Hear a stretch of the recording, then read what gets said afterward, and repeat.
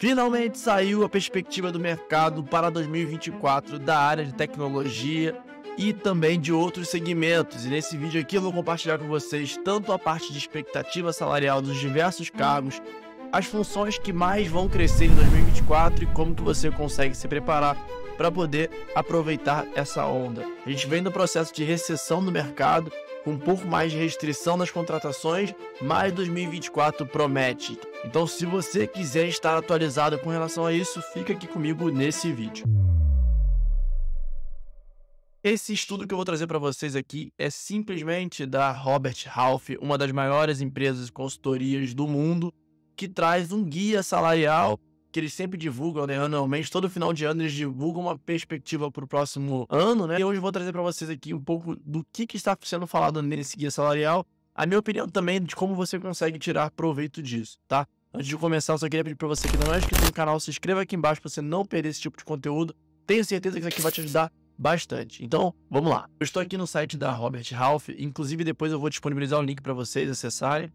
Aqui é bem simples a perspectiva que eles trazem, né? É o guia salarial de 2024, a perspectiva de tendência. Então a gente vai entender a confiança das empresas em relação ao crescimento para o próximo ano, a retenção dos profissionais-chave. Então, quais são os cargos que mais vão se manter, ou que vão crescer, ou que vão ter algum tipo de expansão em 2024. Como que foi feita a parte de atração dos melhores talentos, as intenções de contratações e os reajustes salariais. Inclusive, o cargo de analista de dados júnior sofreu um ajuste e eu vou trazer para vocês aqui porque a notícia é muito boa também, tá? Sei que a maioria de vocês está nesse estágio de transição de carreira e que a vaga de júnior é a que mais as pessoas estão buscando no momento. Então, vamos trazer aqui uma ótima notícia também em relação a isso. A parte de benefícios, privilégios, seguro e previdência privada e o principal ponto, todo esse estudo ele vai ser segmentado em alguns setores. Então a gente vai falar aqui de finanças, contabilidade, não vou dar muita ênfase naquilo que não for tecnologia, tá? Mas tecnologia, vagas e marketing, engenharia, recursos humanos, jurídico, mercado financeiro e seguros. Então geralmente eles trazem esse conteúdo, né? Esse guia salarial para todos esses setores e aqui a gente vai falar especificamente de tecnologia. Então vamos abrir lá e começar agora aqui a análise e também trazer as boas notícias aí para 2024. Para abrir o guia, né, é só clicar aqui nesse link, vai abrir um PDF, que é o Guia Salarial 2024, onde você tem por setor. Então, antes de eu entrar aqui no setor de tecnologia e ver especificamente, eu só vou passar só um panorama geral do quanto que o mercado está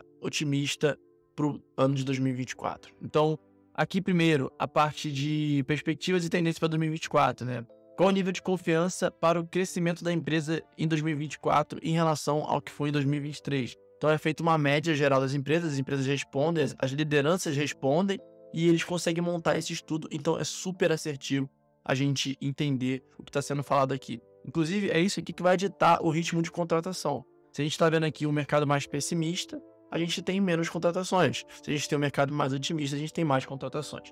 E aqui as empresas estão a 51% muito confiantes em relação ao crescimento em 2024 versus 2023 e a parte de colaboradores também, os colaboradores também respondem a essa pesquisa e também estão se sentindo muito confiantes, estão 54%, até mais do que as próprias lideranças ali da empresa. E aqui tem alguns motivos, né, que trazem essa confiança. Então aqui no primeiro nível, que é o da empresa, a gente tem aumento de demanda de produtos e serviços, melhora da situação econômica, também é o que está sendo esperado para 2024, oportunidade de expansão de negócio, aumento de orçamentos e recursos financeiros, adoção de novas tecnologias. Isso é o que está motivando as pessoas a responderem isso aqui com mais confiança. E o lado dos colaboradores, né? Não muda muita coisa, mas está associado aos mesmos motivos. Aumento de demanda também, melhora da situação econômica, oportunidade de expansão de negócio, melhora da situação política e aumento do orçamento e recursos financeiros. Então são muito similares ali os motivos que trazem essa confiança. Outra coisa aqui, que é o quão preocupado você está com a capacidade da empresa de reter talentos. Aqui está muito preocupado. É normal que, se a gente tem um momento onde o mercado vai estar mais aquecido, vão ter mais oportunidade, as empresas podem ficar um pouco mais receosas com a parte de reter talento, porque outras empresas vão querer abraçar esse profissional. E as maiores preocupações são a abordagem da concorrência, justamente isso que eu tô falando, falta de oportunidade para crescimento, falta de equilíbrio entre vida pessoal e profissional. Então muitas pessoas estão preservando isso hoje. Por exemplo, hoje eu trabalho 100% home office. Eu não trocaria a posição que eu trabalho hoje para trabalhar no serviço presencial para ganhar mais do que eu ganho, né? Obviamente teria um limite ali, mas se a diferença for pouca, às vezes não compensa. Flexibilidade, né? Trabalho remoto e flexível, então as empresas acabam perdendo talento por isso também. Falta de programas de reconhecimento. Aqui não muda muita coisa da perspectiva do colaborador. E passando aqui para o próximo tópico, a gente tem aqui quão preocupado você está com a capacidade de atrair novos talentos. Então, essa contratação, como que as empresas estão se sentindo em relação a isso? Muito preocupado, nada preocupado. Aqui, no caso, muito preocupado seria o pior desse cenário, que é o que está menor. Então, se é um cenário que as empresas estão preocupadas, é um cenário ruim. Aqui é a falta de flexibilidade também, a parte do trabalho remoto, o processo de recrutamento muito longo, a falta de oportunidade de crescimento, salário abaixo da média do mercado, falta de equilíbrio.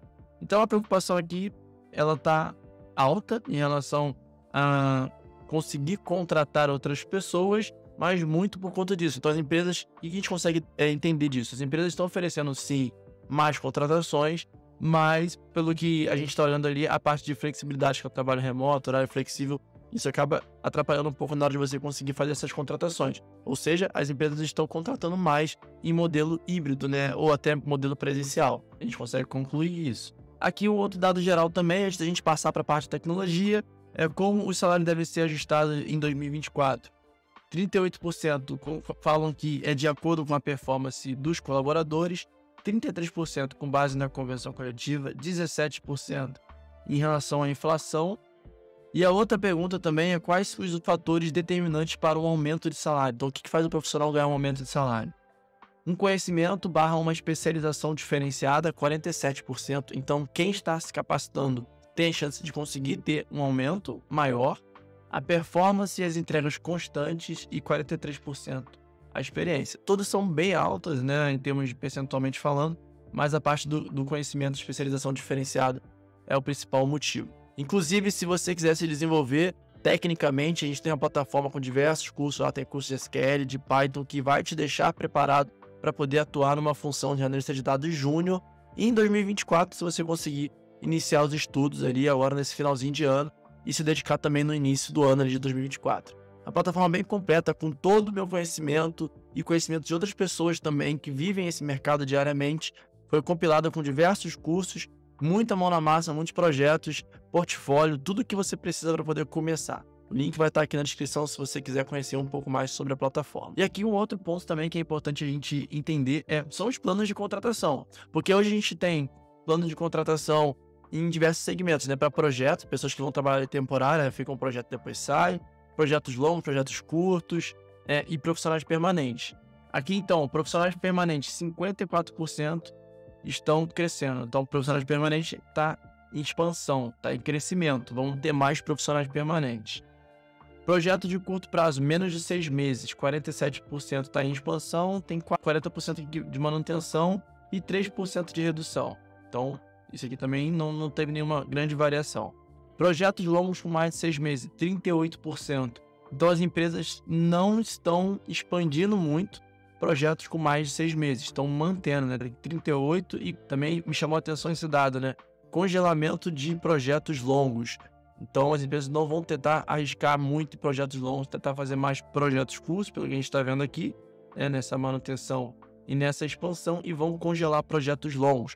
Até quando você for fazer uma entrevista, é importante você saber desse movimento de mercado, porque a chance de você estar nesse cenário, ela acaba sendo muito maior. E só para poder constar ali, quando a gente for falar dos salários, como que é feita a leitura. Os salários, eles são divididos ali em 3 clusters, né? O primeiro quartil ali, né, que é o 25, é o candidato novo, que ele ainda não está com habilidades necessárias, né? Ele está desenvolvendo essas habilidades relevantes para poder exercer aquela função. Entende-se ali que são profissionais recém-chegados naquele cargo, dependente do cargo. Então a gente vai falar desde a liderança, da gerência, acabou de se tornar um gestor, você está chegando naquele cargo agora, ou até mesmo um analista de dados júnior, que é o que a gente vai falar, que é a pessoa que acabou de chegar. Então a gente vai ver a diferença do salário de quem acabou de chegar como analista júnior e quem já tem experiência, que seria aqui o cluster de 50, que seria a representatividade ali da metade, né, do próximo quartil, segundo quartil, tem experiência necessária e conta com a maioria das habilidades relevantes. Então, se aquela vaga ela pede 5 tecnologias, ele consegue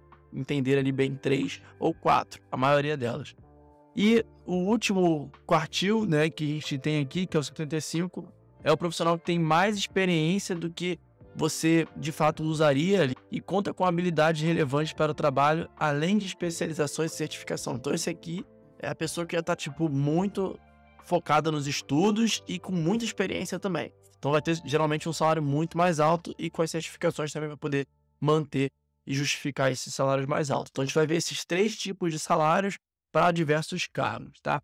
Importante falar, como a gente viu ali que tem um aumento também no tipo de contratação sem ser remoto, né, no modelo híbrido ou presencial, aqui eles também disponibilizam uma tabela por salários regionais, porque se você for trabalhar fisicamente numa empresa, no modelo híbrido, geralmente o seu salário vai acompanhar a média daquela região. Geralmente São Paulo paga mais, Rio de Janeiro paga mais também, e tem outras cidades, outros estados que vão pagar um pouco menos. Então você consegue ver isso aqui também, clicando aqui nessa tabelinha, e aqui você vai ter todo o descritivo, que é o que a gente vai falar agora, dos salários, só que por região. Então, por São Paulo, Rio de Janeiro, Belo Horizonte, todos os principais estados ali com as suas quebras, tá?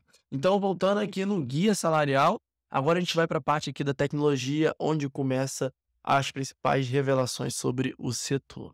Vamos lá.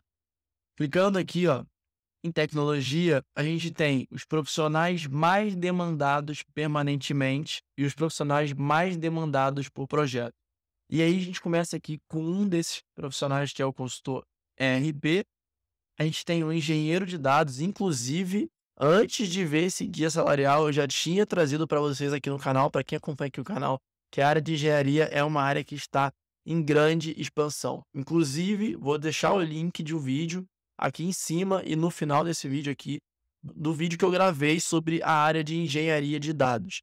E também o vídeo que vai estar como sugestão são as profissões do futuro, que eu falei, também trago essa questão da engenharia de dados. Então, eu já vinha presenciando isso no dia a dia e agora a gente aqui tem dados e fatos para comprovar esse crescimento. Analista de segurança da informação, desenvolvedor RPA, automação e gerente de TI. Esses são mais os profissionais que vão ser contratados para poder se manter permanente numa empresa. E os profissionais que vão ser mais demandados por projeto, analista de segurança da informação também, desenvolvedores de back-end, front-end, analista de suporte, analista de infraestrutura, analista de BI e dados. Então aqui, ó, a gente tem 2 profissões de dados muito importantes, uma que está mais voltada para projetos, que é analista de BI e dados, e outra para engenharia de dados profissionais permanentes, tá? Há alguns pontos aqui em relação à parte de tecnologia. Profissionais permanentes, 58%, né, vai crescer, sim, expansão, 58%. Profissionais de projeto, 52%, expansão, vai crescer. Manutenção, 42%. Manutenção, 40%, permanente. E congelamento aqui, profissional de projeto acaba tendo um percentual um pouco maior ali, 6%, tá? Quais habilidades são necessárias para você aprender em 2024? Quais são as tecnologias que você deve focar? Aqui a Robert Half já preparou isso para a gente não precisa ficar fazendo pesquisas ou também direcionar o estudo de forma completamente errada. A gente tem aqui as habilidades comportamentais mais demandadas, capacidade de ensinar, flexibilidade, resiliência, trabalho em equipe e liderança, os cargos mais sêniores. Habilidades técnicas, ERP, Cloud, Python, Salesforce e banco de dados. E aí eu falo para vocês, né? Como eu tinha mencionado, na plataforma a gente tem Python e tem banco de dados, que junto, só essas 2 tecnologias já vai te deixar muito mais preparado. A gente vê aqui as tecnologias, né, como sendo as principais que vão ser demandadas em 2024. Indústria que lideram as contratações. Quais segmentos estão fazendo contratações? A gente tem bancos, seguradoras e fintechs. Indústria, agronegócio, saúde, educação. São os setores que mais vão contratar. Profissionais mais difíceis de encontrar. RP, dados, segurança da informação, inteligência artificial e cloud. Lembrando que aqui a gente está falando de tecnologia em geral, tá? A gente está concorrendo, inclusive quem é da área de dados está concorrendo com desenvolvedores, que a gente sabe que historicamente é uma das profissões mais rentáveis que tem dentro de tecnologia, quiçá até das profissões que a gente conhece também, né? Desenvolvedor que faz parte de desenvolvimento de software, ele já é muito mais rentável, geralmente tem muito mais demanda do que até para a área de dados. E as certificações mais exigidas?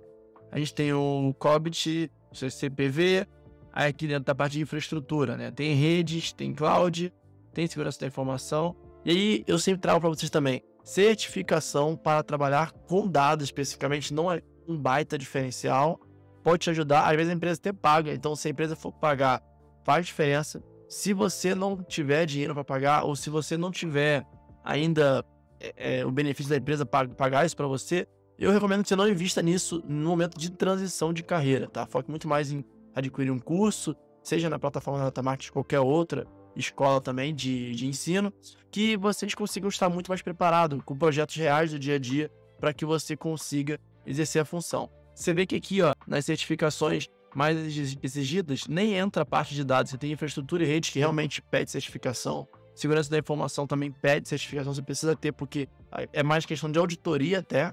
Então, é muito mais exigido, né, do que para você ser um desenvolvedor ou você trabalhar com dados propriamente dito. E aqui a gente passa das primeiras recomendações, né, da Robert Half para 2024. Também tem o setor de marketing e vendas e tem os outros setores que eu não vou passar. Agora vamos para a parte que importa, a parte dos salários, e vamos ver como está distribuído isso, né? As empresas pequenas, médias e grandes, que também a gente vai ver aqui a diferença de salário entre elas, e também aqueles 3 clusters que eu falei para vocês no início do vídeo, que são profissionais recém-chegados, profissionais experientes com certificação, com curso, com estudo, com muitas horas de trabalho e tudo mais. Então, vamos lá ver os salários de tecnologia. Dentro da área de tecnologia, a gente tem, vou passar rapidamente aqui, porque eu sei que não é o estágio da maioria de quem assistiu o canal, mas dentro da parte de liderança executiva, a gente tem o gerente de dados, começando ali, os profissionais menos experientes, né, com 21,6, 28 mil reais, depois o profissional que é mais experiente, e 36 mil reais, 36.100, o profissional que tem muita experiência, que tem certificações, já está há bastante tempo na área, como gerente de dados. E aqui tem outra também da área de dados, que é o gerente de BI, que é o gerente de Business Intelligence. Ele tem 19.250 começando na função há pouco tempo, né? A gente tem também profissionais um pouco mais experientes, né, com 25 mil reais de salário, e profissionais muito experientes ali, com certificações, curso e tudo mais, 32.250. Então, a parte de gerência, que é a parte até que eu tô hoje, né, de gestão, ela tem hoje esse patamar de salário que a gente está trazendo aqui.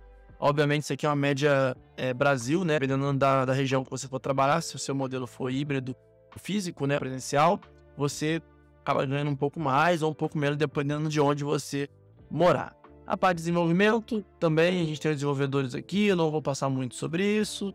A parte de desenvolvimento também aqui, voltado para RPA, Full Stack e tudo mais, analista de teste. A gente tem agora aqui a parte de aplicação de sistemas também.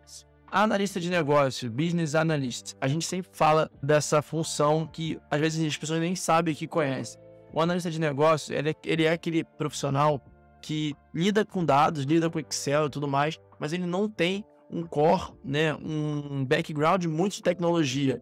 Ele até sabe alguma coisa, às vezes um SQL ele consegue usar para poder fazer alguma extração, mas ele vai utilizar muito mais ferramentas como Excel, PowerPoint, vai entender muito mais da área de negócio em si do que da parte de tecnologia, tá? Inclusive, eu vou trazer aqui no canal um vídeo sobre a comparação analista de dados versus analista de negócios. Qual dos dois é melhor, qual é mais rentável? Se você quiser ver esse vídeo, comenta aqui para poder gravar e saber que faz sentido também trazer esse tipo de conteúdo, tá? Uma diferença na prática ali dessa função para o analista de dados, por exemplo. Então aqui, ó, o Business Analyst eu vou falar porque ele é muito próximo da área de dados, então ele começa aqui com 8 mil, depois ele tem 10 mil, depois ele tem 12.900. Os próprios analistas de sistema também, que às vezes as empresas contratam como analista de sistema e o profissional acaba fazendo um pouco de tudo, né? Também tem salários aqui começando o júnior, né? Com 5.7, 7.2 e 9.1. Um pleno, 8.8, 11.5 e 14.7. E o sênior, 11.5, 15 e 19. Então a gente já tem analista de sistemas aqui com esse salário. Agora a parte que mais interessa, Big Data. A gente tem analista de dados júnior, BI Analyst, dependendo de como tiver a vaga, com um reajuste de salário finalmente para 5.600. Então hoje um profissional, em média, que começa como júnior, sem quase nenhuma experiência, né? Como a gente está falando aqui do primeiro quartil, ele vai ganhar R$5.600. E depois ele vai passar a ganhar 7.000 e 9.000 com o passar do tempo, se ele continuar na posição de júnior, né? Obviamente, se ele mudar para a posição de pleno, ele vai para outro para outra parte que a gente está trazendo aqui, né, de salário, começando ali com 8,7, 11,5, depois 14,7. E por fim, sênior, que é um analista de BI sênior, ele começa com 11,5, 15 mil, né, depois com mais experiência, e 19.300. Como ele já tem muita experiência, cursos e tudo mais, ele já começa a ganhar esse salário.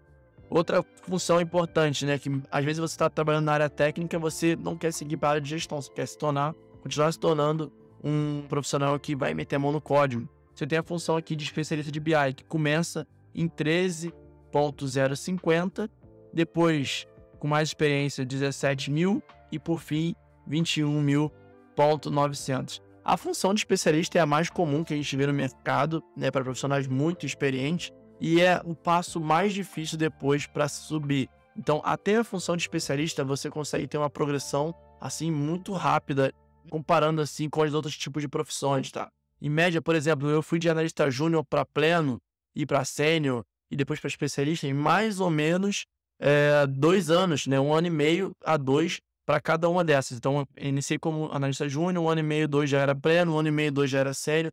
Quando eu cheguei a especialista, eu fiquei quase 4 anos como especialista para depois virar coordenador de dados. Então, só daí você já vê que é bem mais difícil do que a mudança que a gente tem ao longo da carreira nos outros cargos. E, por fim, também tem o próprio cientista de dados, que ele tem aqui 14,4 de salário inicial quando você é um recém-cientista de dados, né, um especialista em ciência de dados. Depois ele passa a ganhar 18.700 e, por fim, 24.100 também não é um salário ruim, né? Um salário excelente ali para quem tem muita experiência. Acho que é uma das poucas profissões que você consegue mudar a vida radicalmente, assim como a minha vida foi totalmente mudada, né? Por conta da área de tecnologia, por conta da área de dados. Por isso que eu tive, inclusive, essa iniciativa de trazer o canal para vocês, para conseguir trazer mais pessoas para esse mundo de tecnologia. Eu tenho certeza que se você decidir ingressar no mercado e você seguir exatamente os passos que eu venho trazendo aqui e que outras pessoas também acabam falando no YouTube ou em outras redes, se você pegar pessoas de referência que já passaram por essa trajetória, o seu caminho vai ser muito mais rápido do que foi o meu, por exemplo, quando eu comecei há 10 anos atrás. Tá bom? Espero que vocês tenham gostado desse vídeo. O link desse guia vai estar aqui para que vocês consigam baixar e ver no detalhe, se quiser tirar alguma dúvida especificamente, se quiser recapitular também algumas das coisas que eu falei. Não deixe de assistir o vídeo sobre engenharia de dados, que vai estar na sugestão aqui no final, e compartilhar esse vídeo com aquele seu amigo ou amigo que tem interesse com a área de tecnologia, que eu tenho certeza que isso aqui pode ajudar de alguma forma. Vejo vocês no próximo vídeo e tchau!